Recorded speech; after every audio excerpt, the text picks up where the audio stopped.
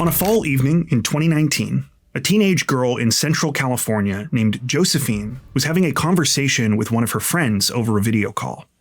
Actually, it was more of a half conversation, half argument. You see, that night, Josephine was acting strangely. She had told her friend she was getting ready for something, but she was being pretty vague about the details, to the point that this friend was starting to feel very uneasy.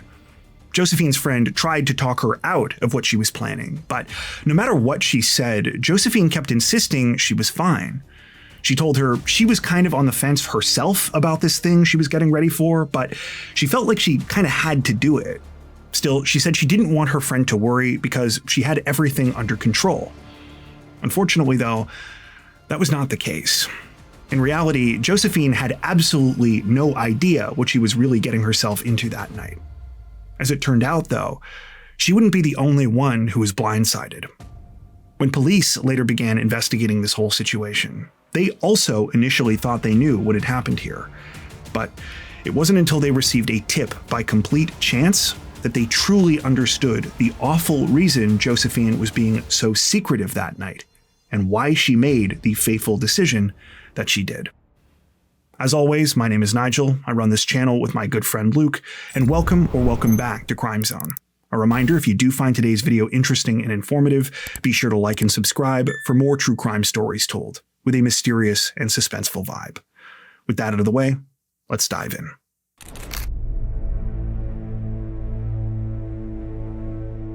October 14th, 2019 started off like any other Monday for Maria Jimenez. Like every weekday, she began her usual morning routine by making sure her 6 children were up and ready for school. With that many people in the house, this took some time. It was also the beginning of a new week, so everyone was always a little slower than usual to get moving. Pretty soon, the bedroom doors started opening up and the kids came down for breakfast. But it quickly became clear that someone was missing. Maria's 16-year-old daughter, Josephine, was nowhere to be found. Assuming she was still in bed, Maria went to go and kind of give her a nudge and tell her she needed to hurry up or she was going to be late. However, as soon as she walked into Josephine's room, her heart dropped. Not only was Josephine not there, her bed hadn't even been slept in. Maria's first call was to her husband Raymond, who was already at work, but he didn't know where their daughter was either.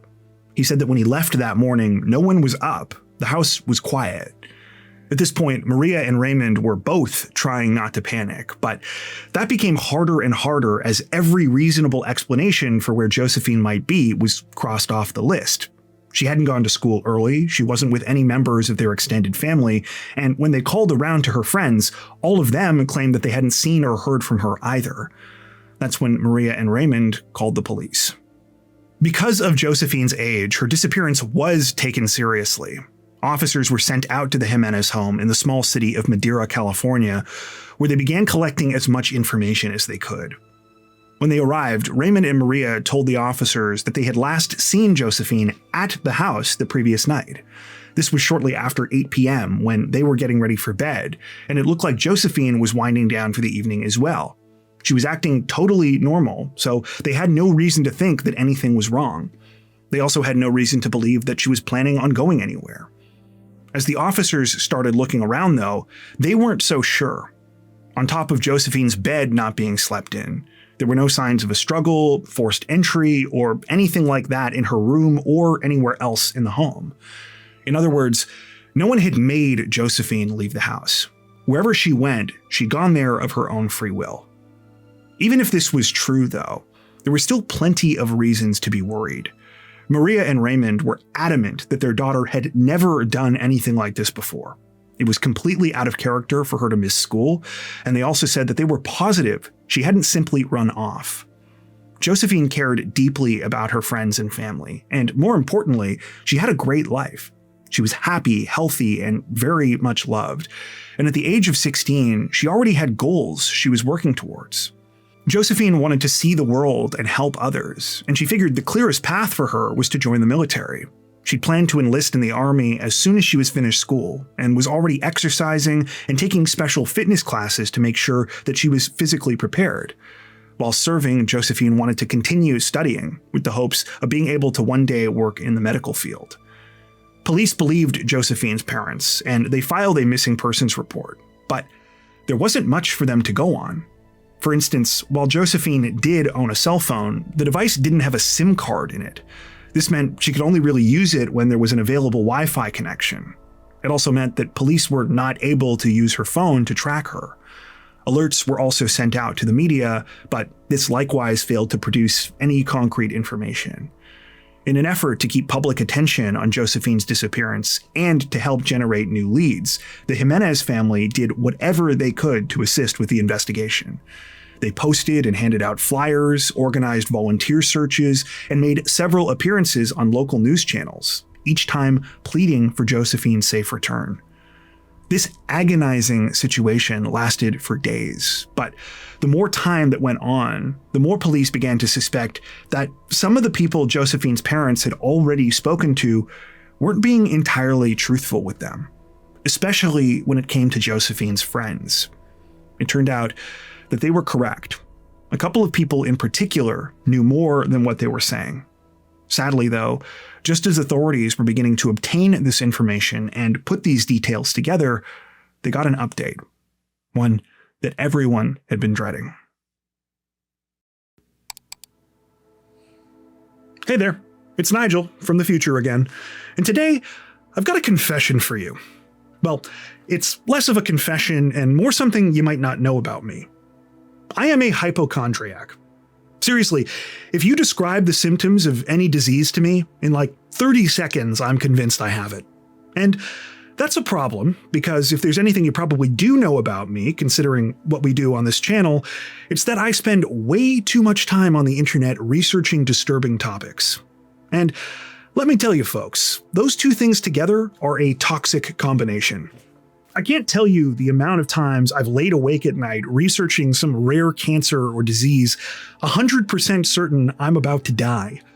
And the craziest part is that even though I know I should just contact my doctor if something is really bothering me, the thought of dealing with the hassle of calling and booking and waiting is almost always enough to stop me. But imagine if accessing a doctor wasn't such a chore. Well, that's where the sponsor of today's video, ZocDoc, comes in. ZocDoc is a free website that's sort of like a massive doctor catalog. It allows you to search for and compare different high-quality in-network doctors, making it easy to find the right person for you. ZocDoc is simple to use, but it also gives you access to a lot of helpful information. Stuff like verified patient reviews and detailed doctor profiles, so you can really get a sense of the person behind the practice. The best part is that when you are ready to reach out to a specific doctor, ZocDoc makes that easy too. You can book appointments right through the website with just a few clicks, and most appointments happen within 24 to 72 hours. Now, I'm Canadian, and ZocDoc is only available in the US right now, but I do travel, and I definitely think having something like this would be very helpful anytime I'm in the United States. Knowing that when I'm on the road, I can still quickly find and book a qualified doctor if I need it really makes being away from home a lot less stressful. So I encourage all of our American friends to check it out. If you're ready to stop being like me and want to talk about your health concerns with a real professional, head on over to ZocDoc.com/crimezone. You can also check out the link in the description below. That's ZocDoc.com/crimezone to find and instantly book a top-rated doctor today. Shortly before 10:30 a.m. on October 22nd, so 8 days after Josephine Jimenez was reported missing, the Madera County Sheriff's Office received a deeply unsettling phone call. It was from the foreman of an almond orchard located several miles outside of the city, not far from the San Joaquin River. The foreman said that one of his workers had just made an awful discovery. The worker had been driving along a dirt road used to access one of the far ends of the orchard that morning when something caught his eye. It was sticking out of the side of a sort of sandy bank not far from the edge of the roadway. When the worker stopped to investigate further, to his horror, he realized it was a human body. When investigators arrived, things quickly got even more disturbing. Not only were they able to confirm the grim discovery, the remains appeared to belong to a young female. She was lying on her stomach and was partially buried in the sand from the waist down. It was obvious that she hadn't ended up here accidentally. she had been murdered. Because of the state of the female victim's remains, she was unrecognizable, and detectives concluded that she'd likely been here for some time. Still, it didn't take long for them to connect the dots. Pretty soon, someone remembered the active missing persons case from a few days earlier and realized that this spot was only about 7 or 8 miles from where the report had been made. Sure enough, when the body was carefully removed from the embankment, police saw that the victim was wearing a silver-braided necklace and a black t-shirt with the word Queen written on it. These were 2 key items of clothing Josephine Jimenez was wearing when she was last seen alive.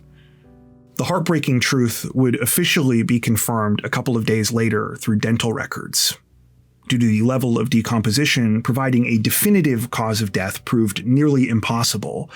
However, during the autopsy, the medical examiner noted some bruising injuries, suspecting that Josephine had been killed either as a result of strangulation or suffocation. Frustratingly, the crime scene itself didn't offer many answers. There were no signs of a struggle, nor was any blood or DNA evidence recovered from the area. Police were able to find a couple of clues, though. For example, there were tire tracks close to where Josephine had been buried, indicating that the killer had driven her out here in a vehicle. The tracks showed that the suspect made a 3-point turn, suggesting that they had taken her here specifically to dump her, and that the actual murder had happened somewhere else. How Josephine was buried also seemed significant to investigators. The way she was only partially covered and the fact that she was so close to a main road felt sloppy, like whoever had done this was unprepared and in a hurry. If they had really wanted to make it so that Josephine's body had been difficult to find, there were about 1 million different places that would have worked better. The killer could have taken her closer to the river, or even further into the actual orchard itself.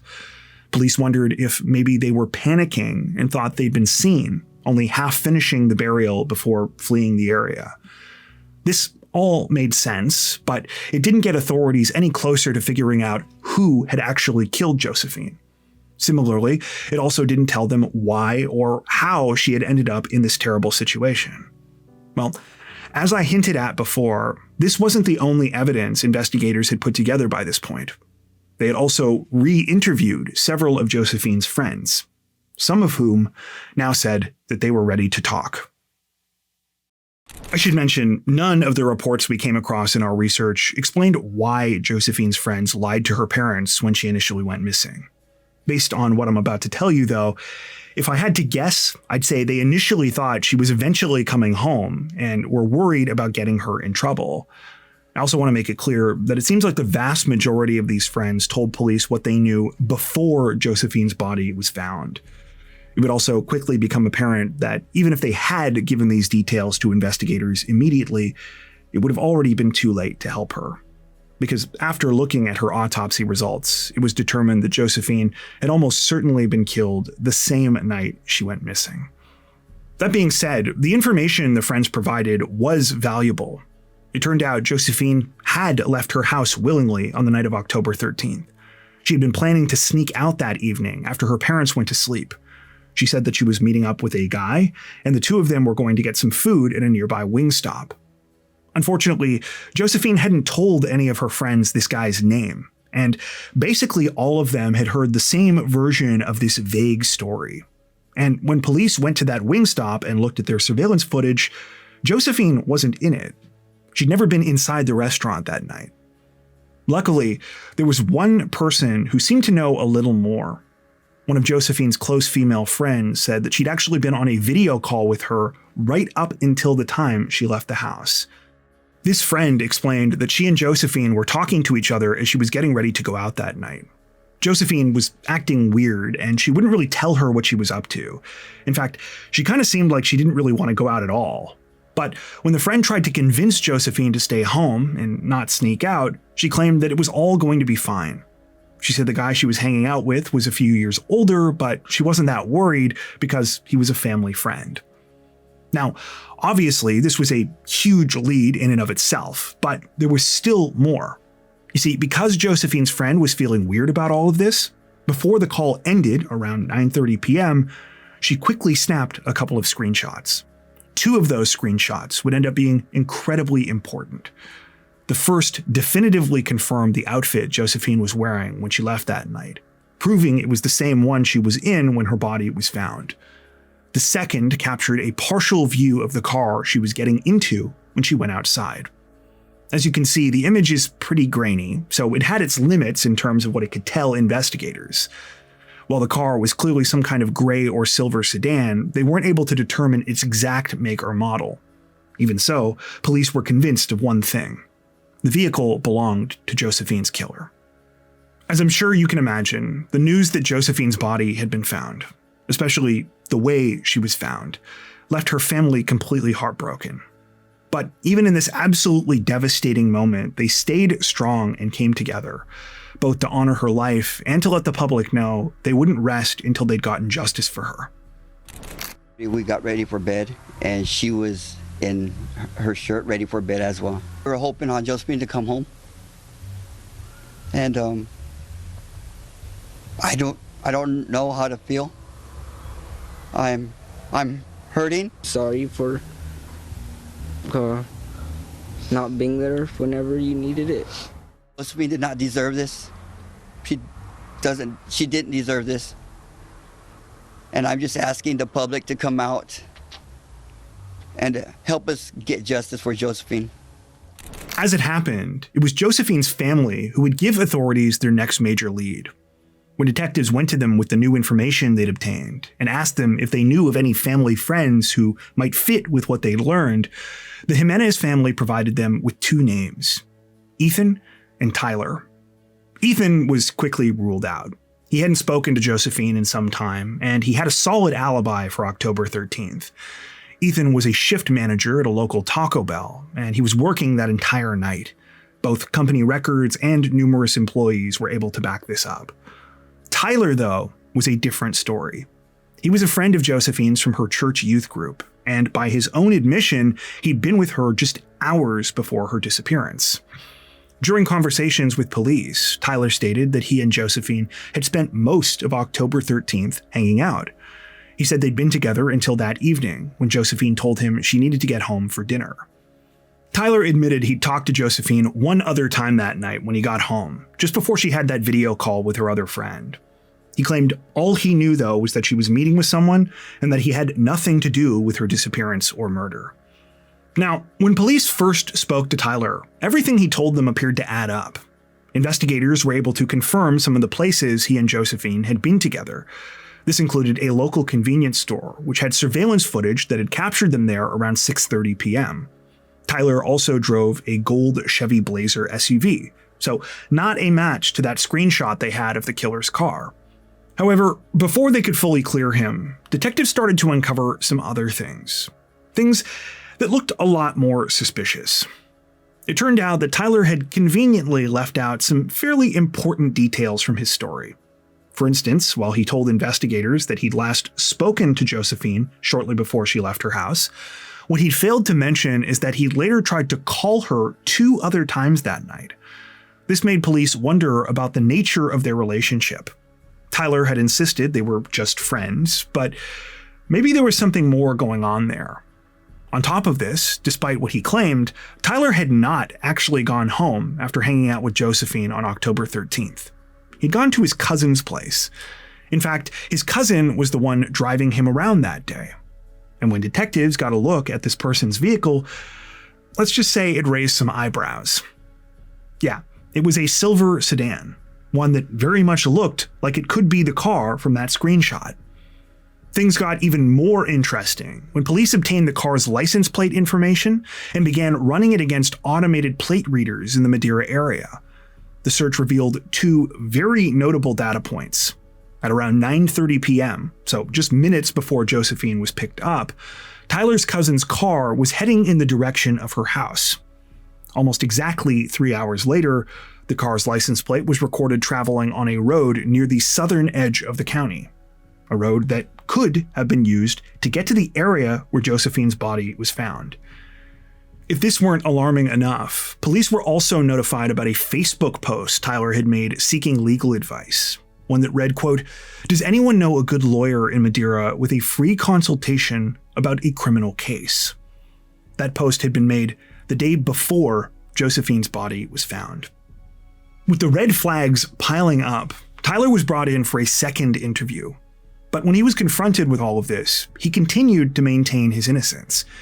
He insisted he hadn't deliberately lied to police or left out information, he'd simply forgotten those other details.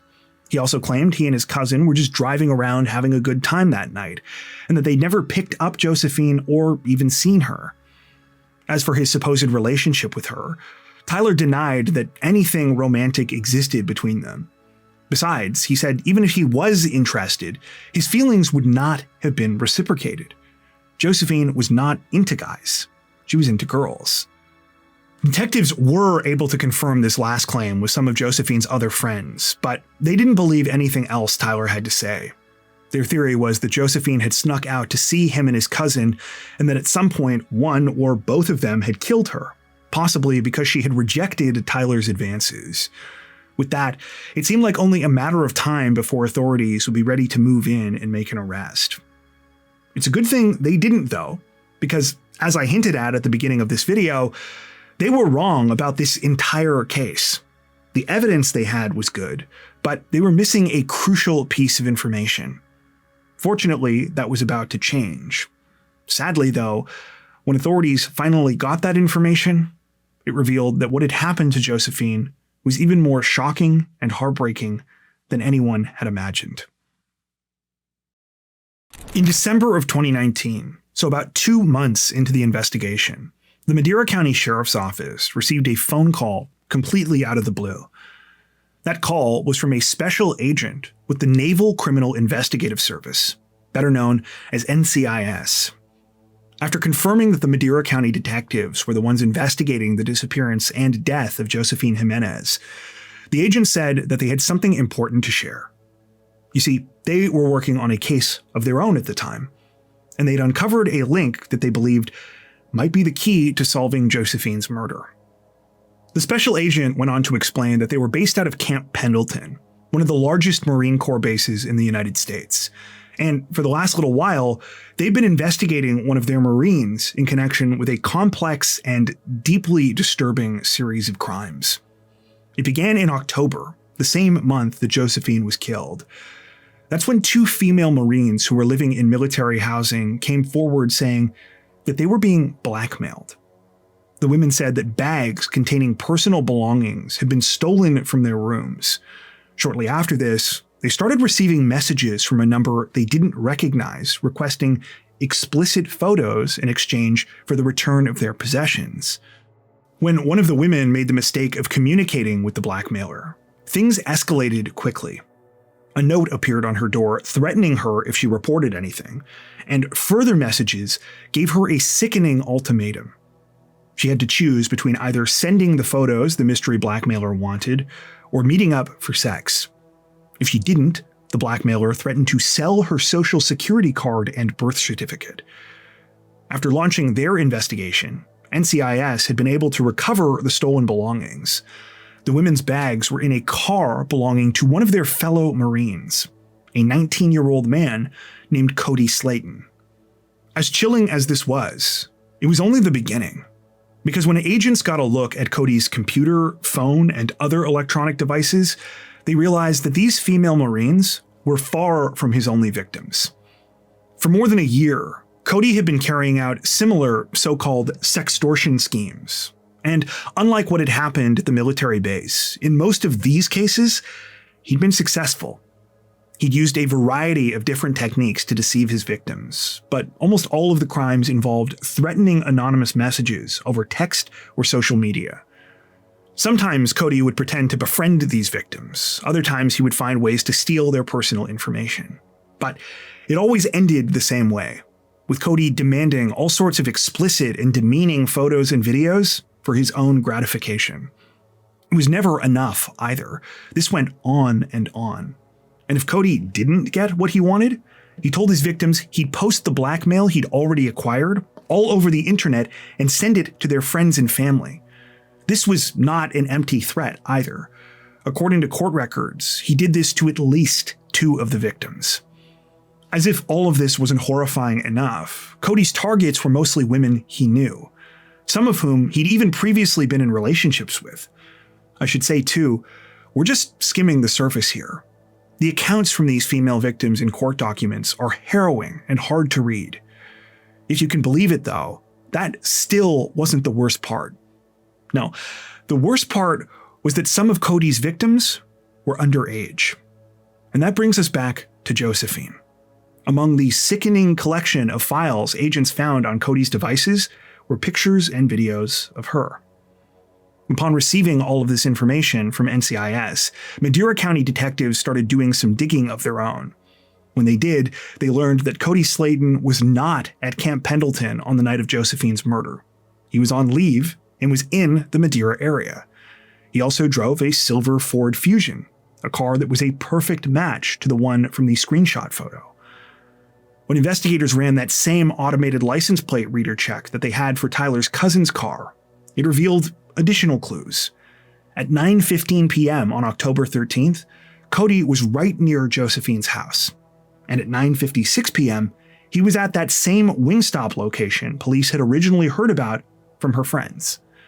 So yeah, it turned out that everything police thought they had pointing them towards Tyler was just a series of unfortunate coincidences or things that had been misinterpreted. He really had just been out with his cousin driving around that night. He never saw Josephine and was completely innocent. If there were any remaining doubts about this, those went away when Cody Slayton was brought in by Madera County detectives for an interview. When asked, he didn't deny being with Josephine on October 13th. In fact, he admitted to a whole lot more. So you saw her what day? I believe it was Sunday. She had texted me asking if I want to go get something to eat. We were gonna go to Wingstop. We got there, she changed her mind. We went to the vineyards. Nobody really uses that road anyway. You guys are gonna hook up? Yeah, we hooked up in the back of my car, and then I took her home. As you just heard, not only did Cody admit that he was with Josephine on the night of her murder, he brought up the Wingstop that police knew about from her friends. And if you're wondering about those vineyards Cody was talking about, well, that spot turned out to be just a couple of miles from where Josephine's body was found. Despite Cody's claims about taking Josephine home, though, detectives knew this couldn't be true. Cody's car was never captured again that night by license plate readers heading back in the direction of Josephine's house. Deciding they'd try a different tactic, detectives applied more pressure, confronting Cody and attempting to appeal to his honor as a Marine. Cody, we have a lot of consistent stuff that indicates exactly what happened. The way we fix it is we're honest about it. Honor, courage, commitment. You know what I mean? Yeah. I know that something went bad. Something that was not supposed to go wrong went wrong. You need to dig deep in there, dude. At this point, Cody said he needed to think and temporarily ended the interview. When he finally returned 2 days later, he came back with a completely different story. Now, he said he had killed Josephine, but that it was an accident. He claimed they'd been involved in a consensual encounter, but that things got out of hand when Josephine asked him to put his hands on her neck. I was sleeping with her, but she wanted to be rough, and it went a little too far. I didn't know if she was breathing or she wasn't, but she had stopped, and then she kind of gurgled. Cody blamed everything else that night on his panicked state of mind, saying that he just did whatever he could to try and hide what had happened. I was trying to think, but my mind was so clouded. I didn't know what to do at that point. I took her out of the car and kept on trying to bury her. It just took a lot longer than what I thought.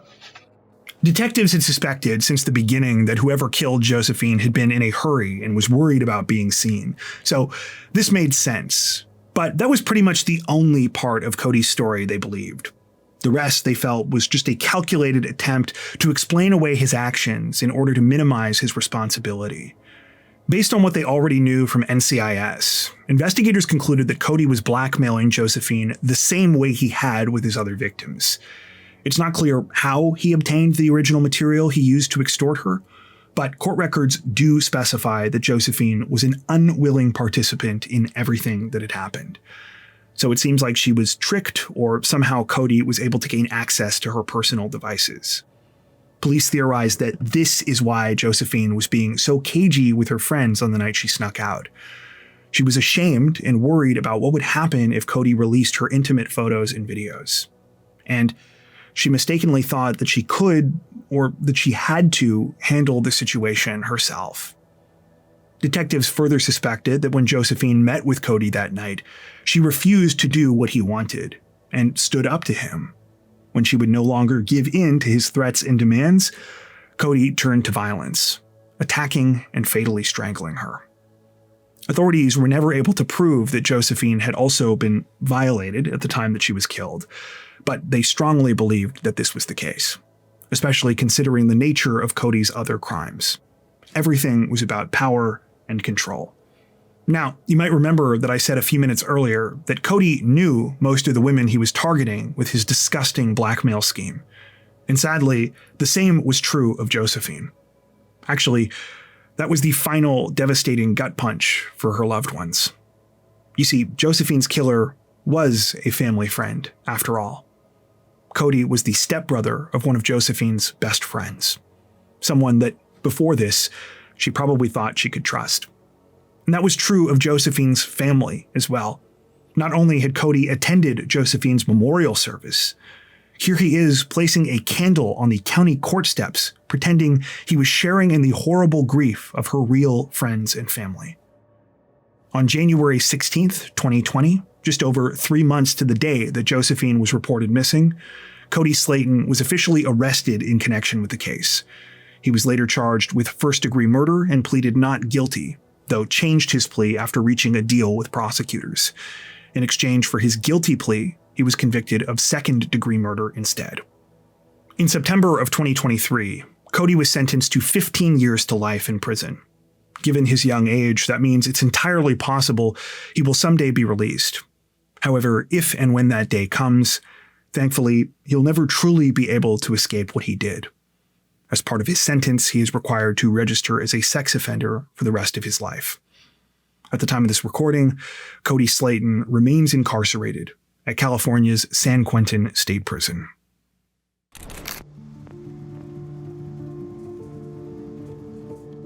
I don't know about you, but one of the things I personally can't stop wondering about with this case is what was going through Josephine's head when she snuck out of her house that night.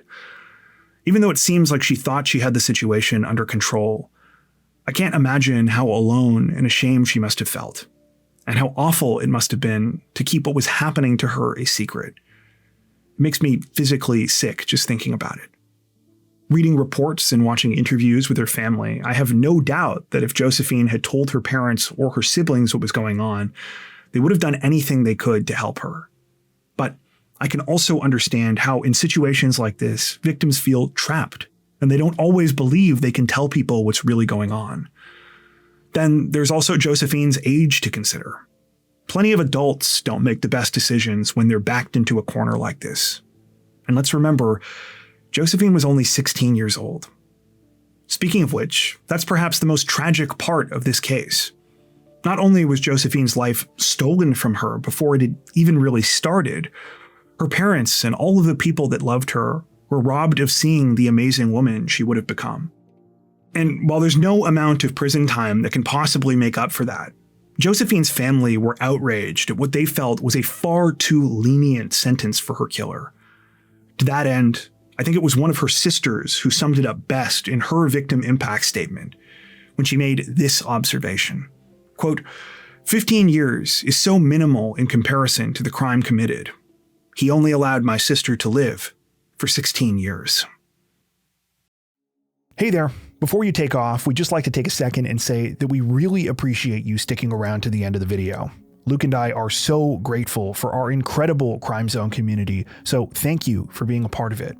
If you want to help Crime Zone continue to grow, one of the easiest things you can do is leave a like on this video and consider subscribing. Be sure to hit that notification bell as well and select all notifications to stay up to date with our latest releases. If you're looking for additional ways to support the channel, there are a couple of options. We've got a thriving community over on Patreon, where you can get ad-free and early access to all of our content, as well as 4 additional stories per week for each of our Crimes of the Week and Crimes of the Week International videos. Head over to patreon.com/crimezone to learn more and to meet some of the awesome people whose names are currently on screen. If that isn't your thing, we've also now launched channel memberships so you can join directly here on YouTube. Channel members get a lot of the same perks as on Patreon, including extra content, without the added hassle of having to go off-platform. Now, that being said, we know times are tough and that not everyone is able to support financially. Regardless of your situation though, we want you to know that we truly appreciate every like, sub, share, and comment that you send our way. Once again, thanks so much, and we hope to see you soon.